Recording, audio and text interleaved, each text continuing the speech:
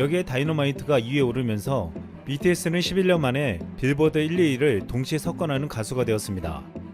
역사상 빌보드 1, 2위를 동시에 차지한 그룹은 비틀스, 비지스, 아웃캐스트 등 총 5팀밖에 없었습니다.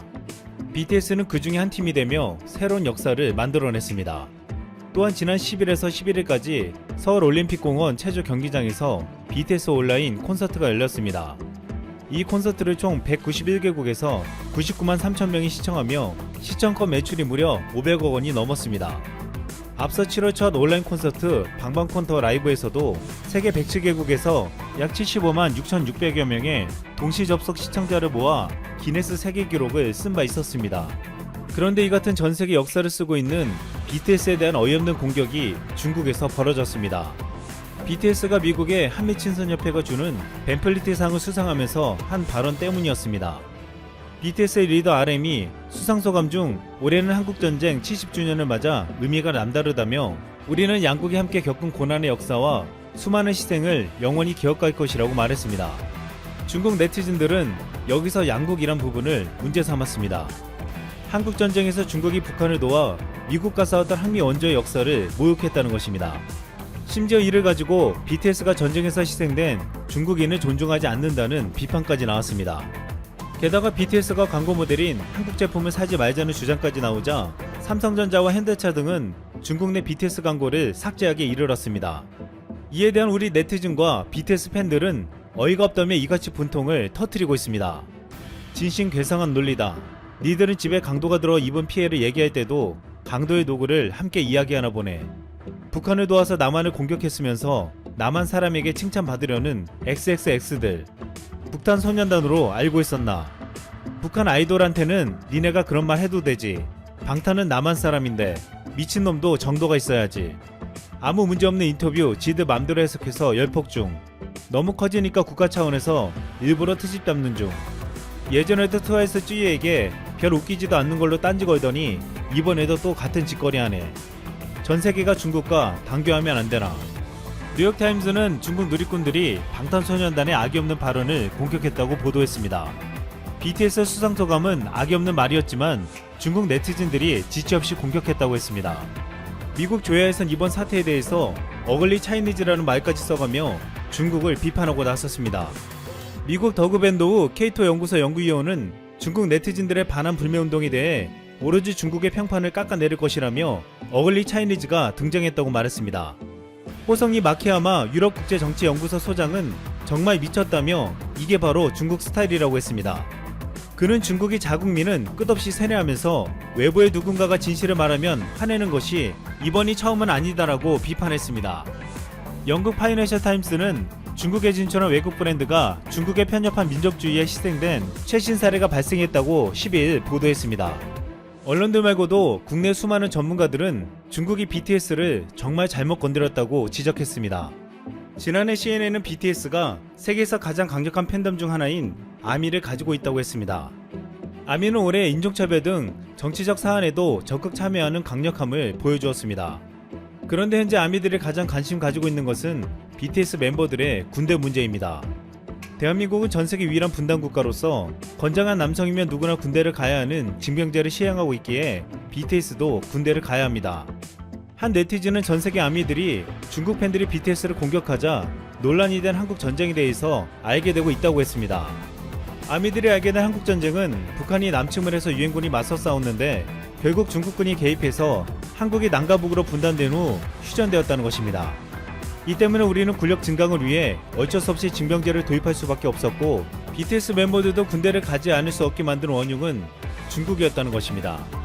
한 네티즌은 이 같은 중국의 반응으로 결국 유럽의 10대 소녀들까지도 중국이 역사적으로 문제가 있었다는 것을 알게 되었을 것이라고 했습니다. 중국 네티즌들은 한국전쟁에서 BTS의 발언이 미국을 두둔하는 것이라고 했는데 한국전은 미국만 참전한 것이 아니라 유엔 결의안에 따라 유엔에 가입된 총 67개국이 참전했습니다. 결국 중국이 이 발언을 가지고 물고 늘어지면 한국전에 참전한 대다수의 나라에게 지탄을 받을 수밖에 없었습니다. 한국에 대한 이해가 깊고 한국을 잘하는 미국 인사들 사이에서는 이런 이야기까지 나왔습니다. 6.25 참전 국가들이 중국 불매운동에 앞장서야 한다. 문제가 커질 조짐을 보이자 중국 외교부는 관련 보도와 여론을 주시하고 있다면서 역사를 거울 삼아 우월을 도모해야 한다는 입장을 밝혔습니다. 또한 현재 처음 보도한 한국시보를 비롯한 많은 중국 언론들은 기사를 내리고 있습니다. 중국 현지 전문가에 의하면 한국시보가 기사를 내린 건 중국 당국 지시에 의한 것이라고 했습니다. 이는 코로나 이후 전 세계적으로 비판받고 있는 중국이 그나마 관계가 좋은 한국과도 나빠지는 걸 방지하기 위해 조치한 것이라고 분석되고 있습니다. 또한 중국에 대한 반발이 전 세계 아미들로부터 나오자 급히 기사를 삭제했다는 말도 나오고 있습니다. 중국에선 한한령으로 인해서 한국의 연예인들이 퇴출당하고 지금까지도 제대로 무대에 설 수 없었습니다. 이 때문에 중국에서 BTS 팬클럽을 탈퇴한다거나 불매운동을 한다고 해도 우리는 큰 타격이 없을 것이란 말이 나왔습니다. 하지만 BTS는 중국 내에서도 큰 인기를 끌며 지난 리얼 컴백한 BTS 앨범이 중국 공급 판매량이 77만 장으로 역대급 기록을 세웠습니다. 지난 6일 출시된 블랙핑크 첫 정규 앨범도 초동 69만 장 중 44만 장이 중국에서 구입한 것이었습니다. 그럼에도 중국을 벗어나 전 세계적으로 앨범이 팔리고 있기에 큰 타격은 없을 것이라고 했습니다. 그런데 이 같은 중국 네티즌들의 비판에 BTS에 열광했던 중국의 아미들도 반발했습니다. 중국 아미들은 BTS는 한국 그룹이다. 때문에 한국의 입장에서 말하는 게 당연하다. 뭐가 문제냐며 BTS를 옹호하고 나선 것입니다. 이에 중국 누리꾼들은 중국 아미들에게 정신 좀 차리라며 비난을 쏟아내고 있습니다. 한 중국 누리꾼은 BTS를 옹호하는 아미들은 중국 역사를 다시 공부하라고 비난했습니다. 중국에서 이 같은 어이없는 반응이 나오는 것은 중국의 역사 교육에 있었습니다. 중국 교과서에는 한국전쟁이 항미 원조, 미국에 대항하고 조선을 돕는다로 묘사되어 있습니다. 중국은 1950년 조선 내전이 벌어지자 미국이 38선을 넘어 전쟁의 물길을 중국 압록강변까지 태웠다고 했습니다. 여기서 미국의 전투기는 중국 영토를 침입하여 중국 동부 국경지역에 폭탄을 투하했고 미국 군함은 타이안 해협으로 오며 중국의 안전을 위협했다고 했습니다. 이에 중국 인민지원군은 조선군과 함께 전쟁에 미군을 38선 부근까지 몰아내고 자신들은 가장 사랑스러운 사람으로 여겨졌고 전쟁 중에는 눈물과 노래로 기릴만한 영웅이 많이 솟아나왔다고 했습니다. 중국은 이 같은 왜곡된 역사 교육을 통해 자신들의 행동을 정당화시켰습니다. 또한 최근 미국과 근심한 갈등과 대치가 벌어지자 중국은 다시 맹목적인 애국주의를 강화하려고 하고 있습니다. 이번 중국 국경절 황금 연휴 동안에는 항일 전쟁을 소재로 한 애국주의 영화 바바이의 상영을 연장했습니다. 또한 이 기간 중국 박스오피스에선 중국 공산당이 빈곤과의 전쟁에서 승리했다는 내용을 담은 영화 나와 나의 고향이 1위를 차지하기도 했습니다. 또한 지난 9일 한국시보는 중국 영화계의 거장 장이모 감독이 6.25 전쟁에서 중공군 저격수가 미군을 물리치는 내용을 다룬 영화 차가운 총의 연출을 맡았다고 전했습니다. 결국 중국은 교과서를 통해 6.25 전쟁은 미국의 아시아 침략에 맞서 중국이 조선을 도와 싸운 것이고 자국을 미국의 침략으로부터 지켜낸 전쟁으로 가르쳤습니다. 실제로 북한이 남한을 침략했고 중국이 이를 도왔기에 미국을 포함한 67개 연합국이 맞서 싸운 사실은 제대로 전하지 않았습니다. 이 같은 잘못된 교육을 받은 중국의 네티즌들은 BTS의 한국전 발언에 대해서 분개했던 것으로 보고 있습니다. BTS와 블랙핑크 등 지금의 K-팝은 과거 중국의 한한령을 뛰어넘어 글로벌 시장을 공략해 성공했습니다. 그리고 중국 팬들보다 더 폭넓은 팬층을 가지며 막강한 힘을 지니게 되었습니다. 중국은 이번에도 과거처럼 압박하며 큰 소리를 치는 듯 보였지만 하루 만에 기사를 내리고 이를 단속하는 것으로 마무리했습니다. 하지만 중국은 이번 사태로 인해 전 세계의 그 치졸함이 드러났고 K-팝의 힘을 실감할 수밖에 없었습니다.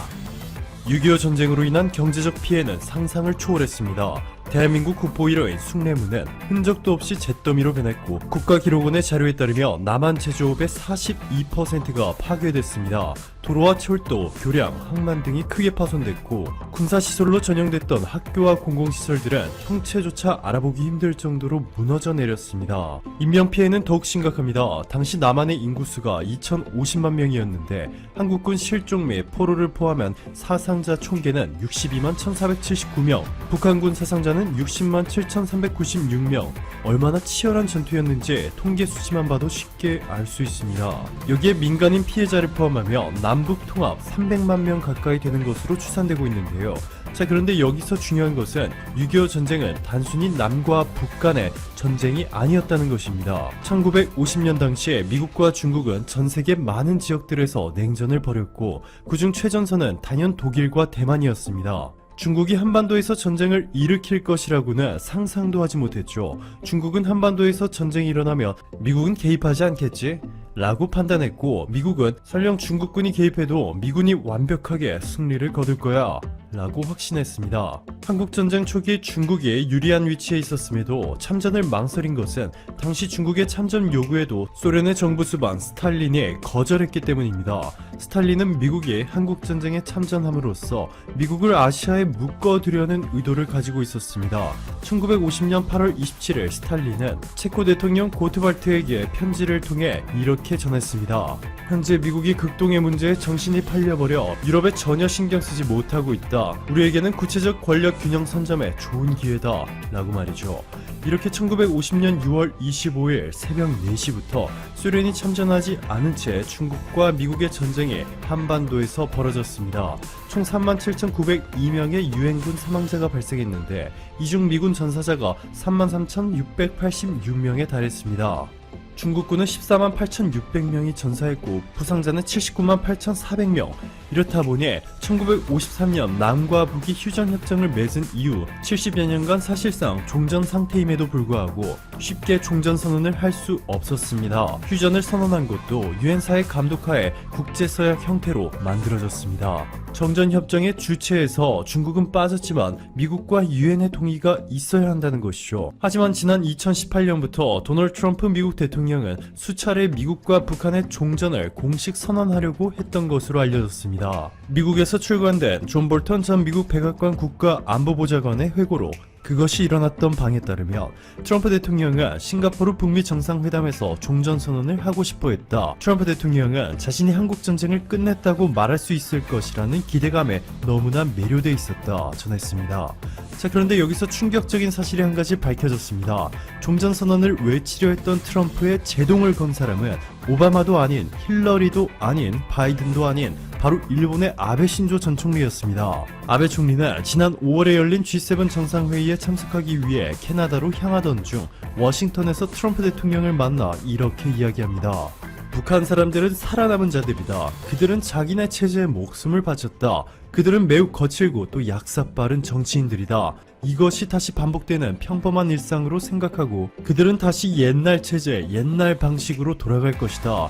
라며 미국이 북한의 그 어떠한 것도 양보해서는 안 된다며 트럼프의 종전선언에 회방을 놓았습니다. 볼턴 전 백악관 국가안보보좌관은 아베 총리가 미국을 찾은 것은 트럼프 대통령이 북한에 많은 양보를 하지 않도록 회유하는데 시간상 완벽했다. 미국이 북한에 양보를 할지도 모른다는 데 대해 일본이 특별히 불안해할 것이라는 것을 우리는 알고 있었다. 워싱턴 DC를 방문한 야치 쇼타로 일본 국가안보국장에 무슨 이야기를 할지 대단히 듣고 싶었다 라고 전했습니다. 미국은 일본에 있는 미군 기지를 아시아 최우선 전략 거점으로 여기고 있는 데다가 현재 일본은 1위였던 중국마저 제쳐버리고 미국의 국채 보유량 1위를 기록 중에 있습니다.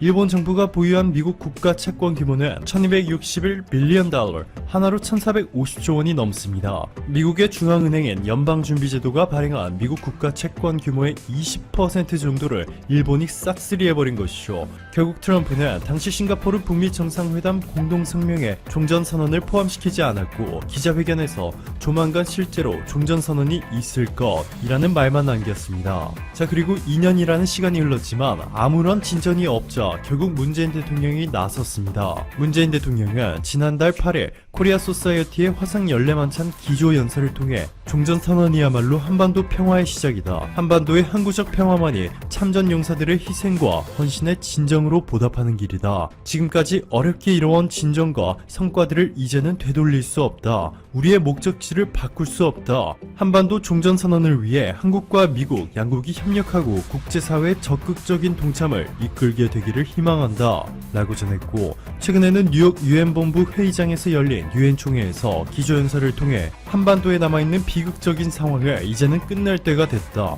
이제는 한반도에서 전쟁은 완전히 그리고 영구적으로 종식돼야 한다. 종전선언을 통해 우리 모두가 화해와 번영의 시대로 전진할 수 있도록 UN 그리고 국제사회가 모두 힘을 모아달라 호소했습니다. 자, 그런데 이번 문재인 대통령의 종전선언 연설 이후 전 세계적으로 놀라운 일이 벌어지기 시작했습니다. 영국의 로이터 통신은 북한의 김정은 위원장이 직접 남녘 동포를 실망하게 해 미안하다, 일어나서는 안 될 일이었다 라고 사과했다고 긴급 보도했고, 싱가포르 주요 언론사 스트레이트타임스는 북한의 지도자 김정은이 남한에 이례적인 사과를 했다 라는 제목과 함께 김정은 위원장이 문재인 대통령에게 사과문을 보냈다, 이례적인 메시지가 나왔다 전했습니다. 그리고 김정은 위원장의 또 하나의 폭탄 발표가 바로 이틀 전 00시에 터져 나왔습니다.